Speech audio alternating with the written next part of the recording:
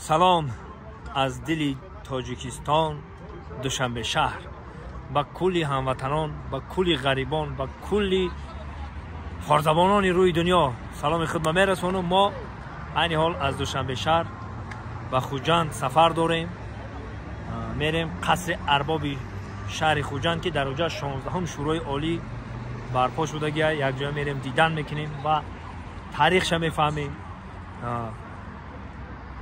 پیشوای میلاد من در اونجا بار اول سال 92 16 نوامبر در اونجا رئیس شورا شدگیم.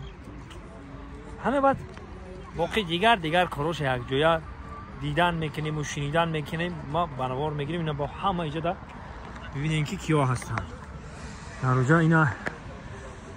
اینا دوستای عزیز ما علاکه اومدن. دکتر سلام، آماده ای برای رفتن؟ چرا نه، زنده باشم. آماده ای. اینا اینجا در اساسیت بلوگرها سرجم اومدن. اینا برادرای ما ای فرهنگ و ای معارف ای همه جا در اینجا هستن.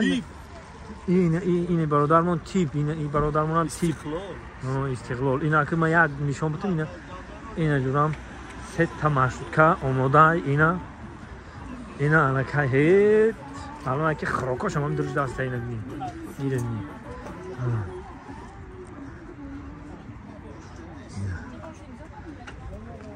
نام نویس نام خونه کو همش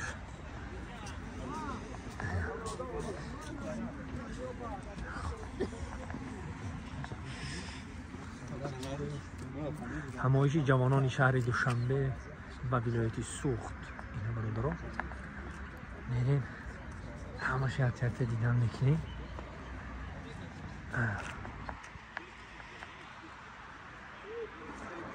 یک تماشا کنید و حلاوت برید.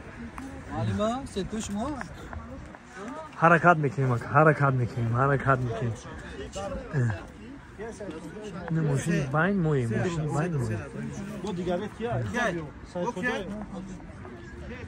خیلی تمام اینا